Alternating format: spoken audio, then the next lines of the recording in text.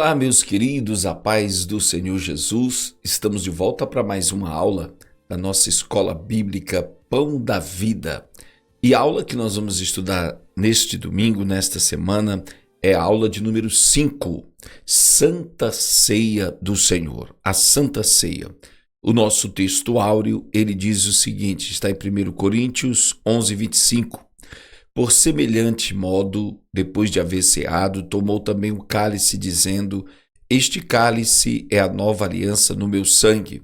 Fazei isso todas as vezes que o beberdes em memória de mim. A nossa verdade prática, ela traz a seguinte frase, a seguinte oração: a Santa Ceia é alimento espiritual com promessa de ressurreição. Todos cristãos devem participar. Meus queridos, não há uma cerimônia cristã mais importante. Não há uma reunião, um culto mais importante na liturgia, na prática da igreja, que a Santa Ceia. A Santa Ceia, podemos dizer assim, é o culto dos cultos realizado pela igreja. Já foi chamado de culto da família, já foi chamado a reunião dos membros da igreja, mas nós entendemos à luz da Bíblia que é o culto mais importante da prática litúrgica da igreja de Jesus. As leituras diárias nós já passamos para vocês. A nossa leitura em classe está em João capítulo 6, versículos 53 a 57, que diz assim: Respondeu-lhes Jesus: em verdade vos digo, se não comerdes a carne do Filho do Homem e não beberdes o seu sangue, não tendes vida em vós mesmos. Quem comer a minha carne e beber o meu sangue tem a vida eterna, e eu o ressuscitarei no último dia. Pois a minha carne é verdadeira comida e o meu sangue é verdadeira bebida. Quem comer a minha carne e beber o meu sangue permanece em mim e eu nele. Assim como o Pai que vive me enviou, e igualmente eu vivo pelo Pai, também quem de mim se alimenta, por mim viverá. Aleluia! Bastaria a leitura desse texto sagrado para a gente perceber a grande importância da Santa Ceia. Há algumas frases nesse texto que merecem ser destacadas. São afirmações que Jesus fez acerca da Santa Ceia que na maioria das vezes são ignoradas essas afirmações. Deixa eu lhe mostrar aqui no texto, olha o que ele diz aqui, ó. Quem comer a minha, quem não beber, aqui diz, quem não beber do seu sangue, não comer a sua carne, não tende vida em vós mesmos. Jesus está afirmando que quem não comer da sua carne e não beber do seu sangue, e isso só é possível através da Santa Ceia, quem não fizer assim não tem vida em si mesmo. E ele diz que quem comer a minha carne e beber o meu sangue tem a vida eterna.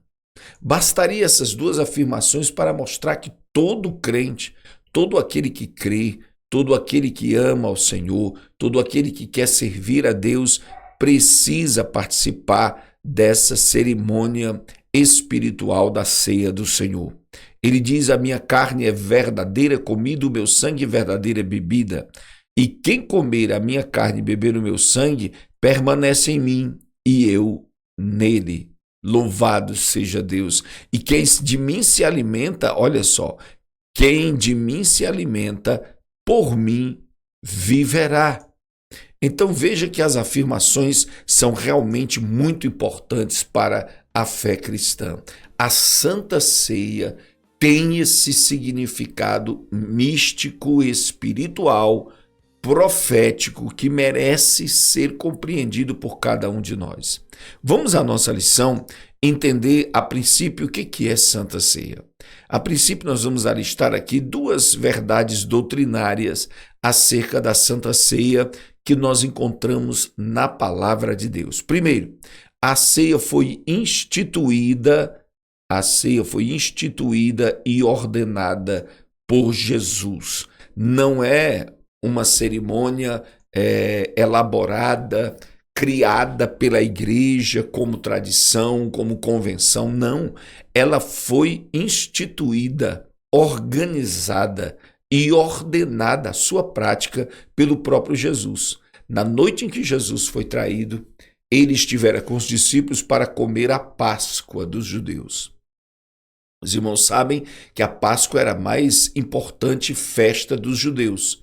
Saída do Egito marcava ali um tempo de renascimento de Israel, e naquele momento em que Jesus, como judeu, e reunia os discípulos que eram judeus para celebrar a Páscoa, ele ordenou a Santa Ceia. Ele estabeleceu um rito diferenciado, um significado diferenciado naquela Páscoa e ordenou a prática da ceia para os discípulos, que fizessem, que repetissem aquela festa com aquele sentido, com aquele propósito, em memória de Jesus. E que aquela cerimônia, irmãos, tinha o significado de comer a carne do Filho de Deus e beber o sangue do Filho de Deus. É interessante que Jesus, quando pregou esse sermão, que está em João capítulo 6, as pessoas que o ouviam acharam o sermão muito difícil, muito pesado. Você comer a carne e beber o sangue de Jesus, isso era uma coisa pagã, isso era uma coisa escandalosa aos ouvidos daqueles que estavam naquele dia, naquela ocasião. Foi nesse momento que Pedro foi a Jesus e disse: Mestre, os discípulos estão indo embora porque o seu sermão está muito pesado, muito forte. Né? E Jesus disse: vocês querem ir também? E Pedro sentenciou, declarou a célebre frase: para onde iremos nós? Só tu tens essa palavra de vida eterna. Então é importante dizer isso. A Santa Ceia tem um significado tão sério que se torna pesado para aqueles que estão apenas para ouvir e não para obedecer. Mas os que realmente obedecem vão entender o princípio profundo da Santa Ceia. A segunda verdade doutrinária da Bíblia sobre a Santa Ceia é que ela foi observada pelos apóstolos. Observada quer dizer, ela foi praticada, eles obedeceram, eles atenderam o mandado de Jesus por ocasião da primeira Santa Ceia, na Páscoa, em que Jesus foi entregue para ser crucificado. O apóstolo Paulo dedicou quase todo o capítulo 11 da carta aos Coríntios para ordenar a observação da Santa Ceia, corrigindo erros que existiam na igreja de Corinto. O capítulo 11 de 1 Coríntios, quase todo o capítulo é destinado a organizar a Santa Ceia nas igrejas primitivas. Nas primeiras igrejas cristãs na Ásia Menor, né? Paulo instituiu, dizia como deveria ser feito e tentou corrigir alguns paganismos, alguns exageros, alguns desvirtuamentos que aconteceram nas primeiras celebrações de ceia, especialmente na igreja de Corinto. Então, o que nós precisamos aprender aqui é que os apóstolos praticaram a Santa Ceia. Talvez você pergunte: pastor, a Santa Ceia tem que ser feita toda semana no culto? Existem igrejas que fazem a Santa Ceia toda semana. Tem igrejas que fazem mês a mês. Tem um dia certo, como a nossa igreja, sempre no primeiro domingo celebramos a Santa Ceia. A igreja primitiva, ela fazia essa celebração todo dia, toda semana, todo dia, quando os discípulos se reuniam, estava incluído na reunião a ceia do Senhor. A ceia do Senhor. Há várias coisas que a igreja diferencia da igreja primitiva por uma questão de crescimento, por uma questão de organização de uma igreja que não é mais um punhado de discípulos em Jerusalém, mas agora são milhares, milhares e milhares. Daí você vai ver essas diferenças convencionais, porque veja bem, na Bíblia Jesus não estabelece qual a frequência da ceia. Se é semanal, se é mensal, se é anual, como determinadas igrejas fazem apenas ano a ano a Santa Ceia. Jesus não estabeleceu a frequência. Jesus estabeleceu o significado. Jesus colocou a importância da ceia e como ela deveria ser encarada, como ela deveria ser discernida, compreendida. E aí Paulo, o grande apóstolo dos gentios, em 1 Coríntios capítulo 11, ele vai tratar da Santa Ceia. Agora, quando nós falamos de Santa Ceia, aí, meus amados, não tem como passar sem falar do problema de Corinto. Porque 1 Coríntios, capítulo 11, o apóstolo Paulo se dedica a falar de diversos problemas que aconteciam na igreja de Corinto em relação à Santa Ceia. E vou lhes dizer por que é importante a gente estudar o problema de Corinto. Porque a partir do que Paulo escreveu para os coríntios, muitas doutrinas, muitas proibições, muitas modernidades ou diferenças foram estabelecidas na ceia de igreja para igreja por conta do problema de Corinto. Nós precisamos entender o que acontecia em Corinto para que não aconteça na igreja de hoje e termos o cuidado para não exagerarmos na nossa proteção do rito da cerimônia da ceia do Senhor. Então veja bem, a prática da ceia em Corinto estava comprometida por exageros, desmandos que precisavam ser exortados e corrigidos imediatamente, porque a Santa Ceia, mais do que comprometida, ela tinha degenerado. A ceia do Senhor na igreja de Corinto estava perdendo totalmente a sua cristianidade e passando a ser uma cerimônia pagã. Estes erros até hoje são interpretados de forma errada, prejudicando a participação de muitos irmãos na ceia do Senhor. Os erros de Corinto assustam as igrejas de hoje, né? Os erros de Corinto são lidos e interpretados de uma maneira diferente e fez com que as igrejas de hoje chegassem a proibir cristãos convertidos, nascidos de novo, de participarem da ceia do Senhor. A gente vai ver isso. Em primeiro lugar, o problema de Corinto se dava pela questão das atitudes preconceituosas. Paulo disse: não vos louvo. Desde o princípio a igreja estava dividida, marcada por preconceitos, vaidade, e isso afetou diretamente a ceia do Senhor. Paulo diz assim, olha, não vos louvo, está aqui, ó. Não vos louvo, eu não vos elogio, eu não tenho nada de bom para falar dessa reunião da Santa Ceia que vocês estão fazendo aí. Não tenho. Paulo diz, eu ouço que há dissensões entre vocês. Eu ouço que há confusão entre vocês, que há concorrência, que há disputas entre vocês dentro da Santa Ceia do Senhor.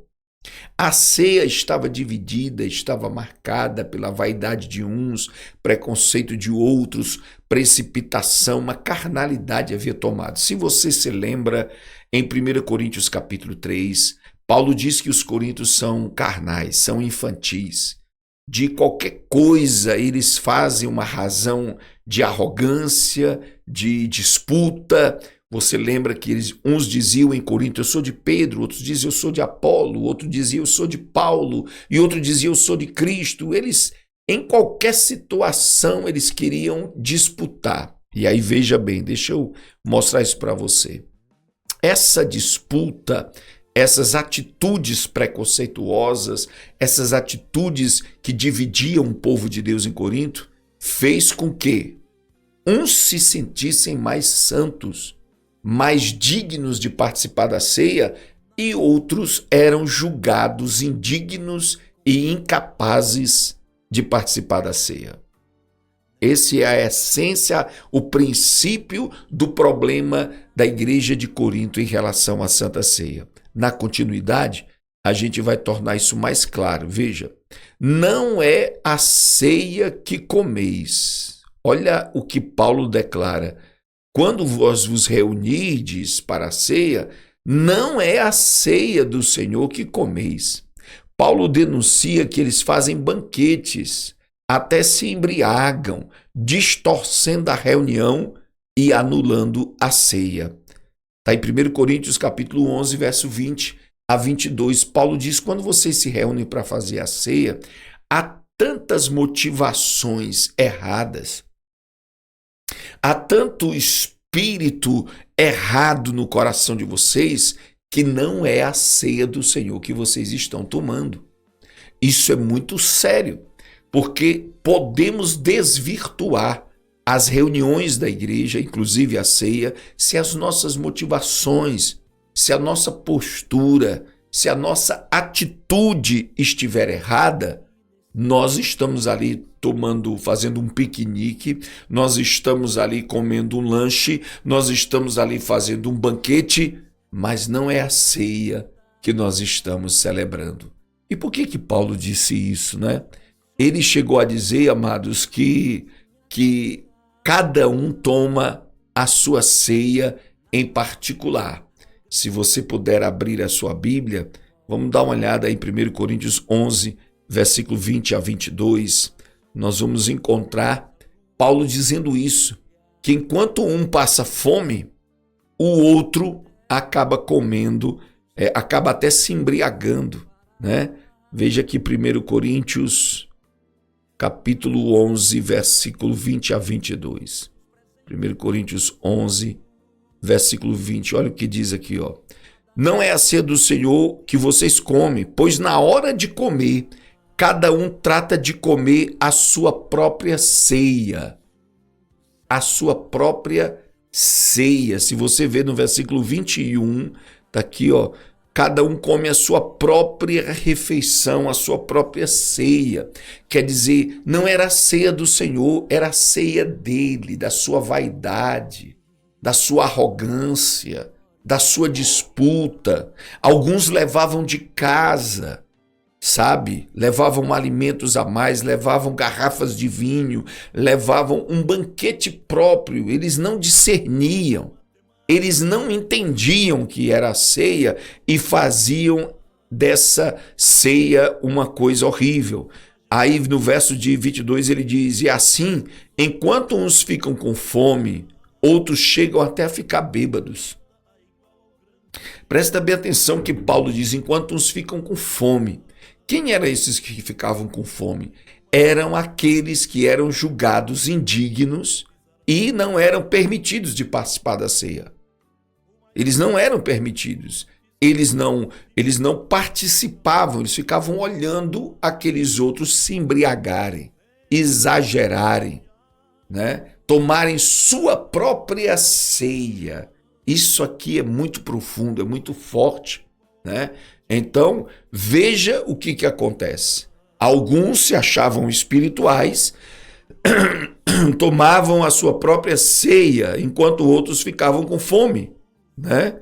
Por acaso vocês não têm as suas próprias casas onde podem comer e beber?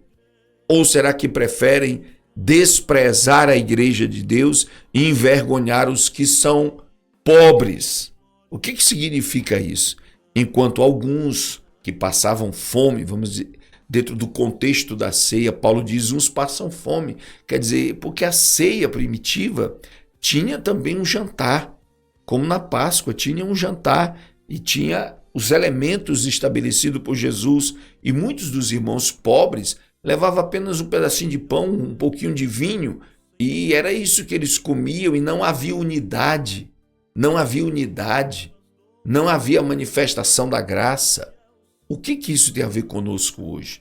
Há muitas igrejas por aí que estão deixando pessoas passarem fome na ceia. Sabe aqueles irmãos que são proibidos de tomar ceia? Eles ficam olhando o pão passar, o cálice passar e não podem, eles ficam com fome, porque aquela ceia é para os espirituais, é para os iluminados, é para os dignos da ceia. Você está entendendo que o Corinto lançou essa prática, sabe, que parece ser santificação, cuidado, zelo com a ceia, quando na verdade é elaborando a sua própria ceia. Pessoas que tomam a ceia achando que são melhores do que aqueles que são proibidos, são mais dignos do que aqueles que são proibidos. E por que alguns são proibidos? A gente vai falar um pouco mais na frente.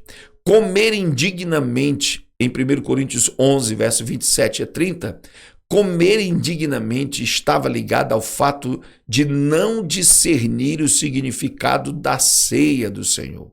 Eles não tinham a reverência e nem discernimento do que estavam fazendo e por isso pecavam. Né? Comer indignamente é não entender a ceia do Senhor, não entender que ali não é para matar a fome, ali é para celebrar a morte de Cristo, a sua ressurreição e a sua breve volta, retorno para buscar o povo de Deus. Não era para matar a fome, não era para fazer banquete, não era para ostentar espiritualidade, não era para ostentar santidade. Um grupo é digno, o outro não é digno. Não, a Bíblia Sagrada diz, em 1 Coríntios 11, 27, diz assim, amados, olha, ele diz no versículo de número 27, deixa eu lhe mostrar aqui, olha, 27. Portanto, cada um examine a si mesmo, a sua consciência, e então coma do pão e beba do cálice. Veja que há o exame, examine-se o homem a si mesmo, ele está falando de examinar-se para ver se você está discernindo o corpo de Cristo, se você está entendendo o propósito da ceia. Não é um banquete, não é uma festa particular, é um ritual espiritual com poder espiritual sobre a vida de cada um dos que estão ali, né? Aí veja, o verso 28 ele diz, examinar-se, examine-se o homem a si mesmo. O examinar-se era para ver se você estava entendendo a ceia, se você estava realmente compreendendo o sacrifício de Cristo. Não era para você ver se tinha outros pecados, se você estava santificado para a ceia, porque a Bíblia diz que todos nós temos pecados, 1 João 1:8. Vamos lá, numa santa ceia, vamos examinar quem tem pecado. Todos têm. Todos estão ou têm pecados na sua vida naquele momento. Quem é digno de si mesmo de participar da ceia? Ninguém ali vai ser digno. O apóstolo Paulo disse, Jesus veio para buscar os pecadores, dos quais eu sou o principal. Então Paulo não podia participar, porque ele reconhecia a sua indignidade. Esse examinar-se não é para você encontrar-se espiritual, santo, digno de participar e até de proibir, deixar com fome outras pessoas. Esse examinar-se é olhar para dentro e descobrir que você é crente. É olhar para dentro e descobrir que você foi redimido, resgatado por Jesus. É olhar e encontrar Jesus na sua vida. É encontrar que você não merece, mas a Santa Ceia é uma celebração da graça de Deus. Celebração da graça de Deus. Você conhece Jesus? Nós sabemos que Jesus jamais excluiria ninguém da Santa Ceia.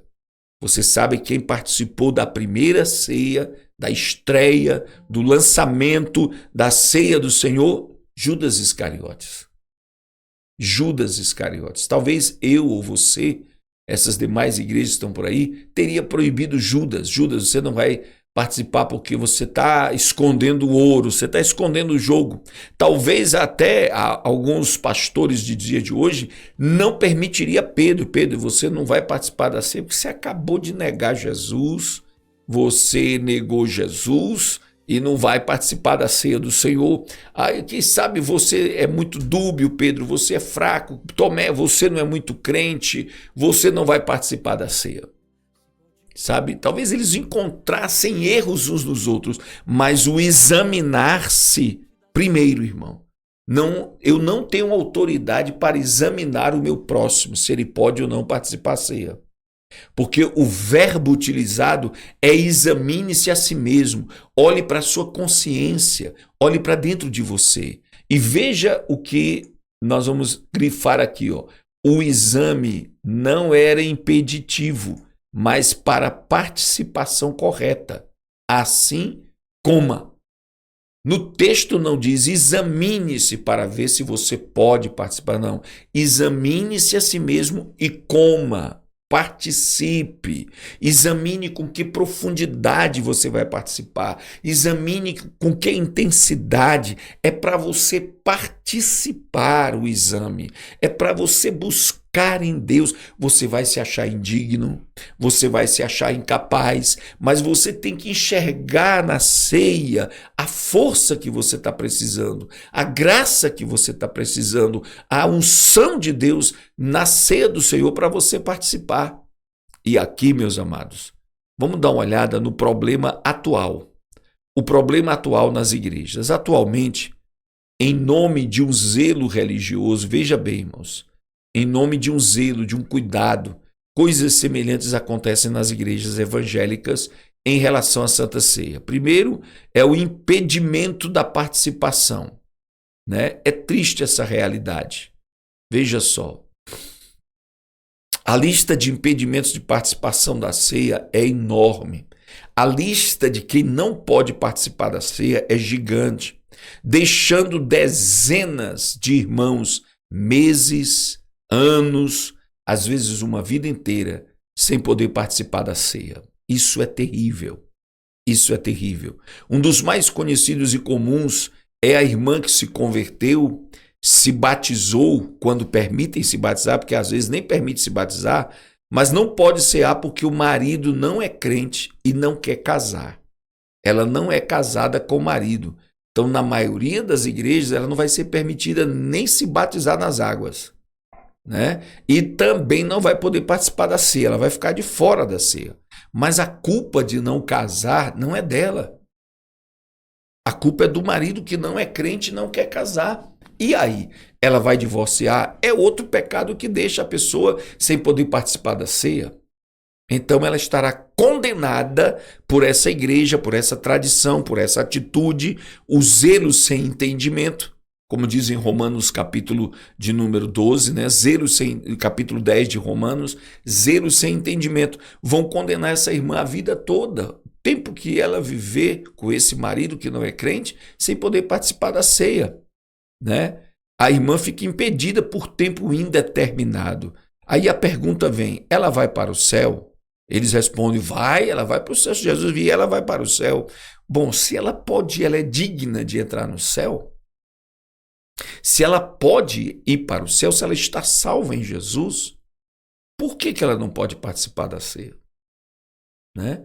Existem até alguns pastores que dizem, nossa, ela não pode participar da ceia, mas os pastores podem receber o dízimo dela e as ofertas. Ela pode orar, né? Veja bem, nós estamos querendo proteger a ceia que não precisa da nossa proteção. A gente quer examinar o caso dos outros para proibir. Jesus não disse examine se os crentes podem participar. Jesus disse examine-se cada um a si mesmo e participe, discernindo o tesouro, o banquete da graça que é a Santa Ceia do Senhor, né? Veja, esse examinar-se na igreja de hoje é atrás de pecado. O exame da Santa Ceia nas igrejas hoje é uma análise se tem pecado, se você pecou, se brigou com o cachorro, se brigou com o marido, se está devendo alguma coisa. Ora, quem não tem pecado, irmãos? 1 João 1, versículo 1, verso 8 a 9, 1 João capítulo 1, diz que todos nós temos pecado. Quem diz que não tem pecado é mentiroso. O apóstolo Paulo dizia em 1 Timóteo 1,15 que Jesus veio buscar os pecadores, do qual eu sou o principal pecador. Se assim fosse, ninguém poderia participar. Ninguém poderia participar da ceia, porque todos nós somos indignos de participar de qualquer coisa que Deus estabeleceu, né? Participamos pela fé. Fé da sua graça, do seu amor, do seu perdão, da sua vida eterna que está ali no corpo e no sangue, no pão e no cálice do Senhor, né? Veja que coisa interessante. Os supervisores da ceia. Ainda há aquelas igrejas nas quais os diáconos e presbíteros supervisionam quem pode e quem não pode cear.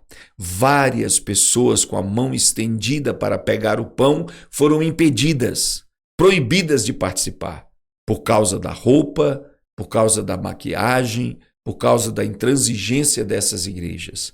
A Bíblia ordena: examine-se. Cada um faça a sua própria análise. Eu estou discernindo, eu estou sendo fiel, leal ao meu Jesus, eu estou sendo leal à minha igreja, eu estou seguindo a Jesus de verdade. Nada pode me impedir de participar da ceia. Problemas na minha vida pessoal que eu estou consertando, que eu estou dando tempo ao tempo em oração para corrigir, isso não deve me impedir de participar da ceia. Não pode impedir, irmãos. Não é bíblico essa proibição. Não é bíblica, né? Qual era a atitude de Jesus em relação à ceia do Senhor, né? Primeiro ele dizia: é minha carne e sangue. Respondeu Jesus: em verdade vos digo que se não comerdes a carne do Filho do Homem e não beberdes o seu sangue, não tendes vida em vós mesmos. Deixamos pessoas de fora disso, irmãos. A participação da ceia do Senhor traz vida espiritual no discípulo. É um ato profético de fé no sacrifício eterno de Cristo. Todos então devem participar.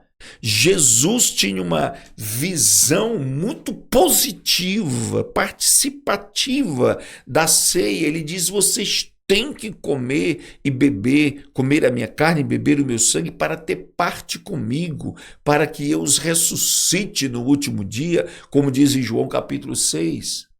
Como que ele iria proibir uma pessoa de participar?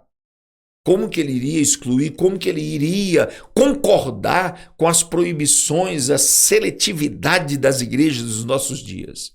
Não existe isso. Segundo, Jesus diz que a Santa Ceia tem o poder da ressurreição. Quem comer a minha carne e beber o meu sangue tem a vida eterna, e eu o ressuscitarei no último dia. Aleluia, né? Para quem tomar a ceia, a promessa de ressurreição no último dia, Jesus atrela, amarra uma promessa de ressurreição aos que participam da ceia do Senhor. Eu os ressuscitarei no último dia. Nenhuma igreja pode deixar alguém em sã consciência que deseja participar da ceia perder esse privilégio, essa graça que é estabelecida. E por último aqui, meus amados, olha só.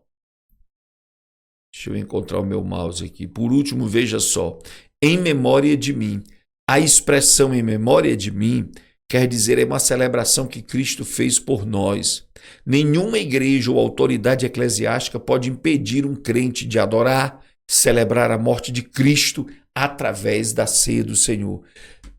Jesus disse: faça em celebração a mim, me adore na ceia, me glorifique na minha morte, na ceia do Senhor. Isso abre, escancara a porta para toda pessoa que discerne, que entende: eu quero participar da ceia, para que ela possa participar da ceia do Senhor, por causa do significado dessa ceia. Eu sei que muitas igrejas proíbem e fazem seleção das pessoas que podem participar. Na Santa Ceia você tem que ser membro da igreja, tem que ter carteirinha de batizado, e aí exclui muitas pessoas. E mesmo os membros que entram com carteirinha, no momento da ceia são levados a examinar-se se tem algum pecado, alguma dívida, alguma mágoa, e muitos choram e muitos se sentem indignos e não participam. É quase uma tortura psicológica e espiritual. Quando a Bíblia diz que a prática de examinar-se é de cada um. Examine-se a si mesmo e coma deste pão e beba deste cálice. Queridos, que esta palavra, essa lição, traga alegria ao seu coração, liberdade, para que você participe da ceia, entendendo que a ceia é a celebração da morte, ressurreição e o breve retorno de Cristo para buscar a igreja. Deus abençoe a todos em nome de Jesus. Fique na paz e até a nossa próxima aula, em nome de Jesus.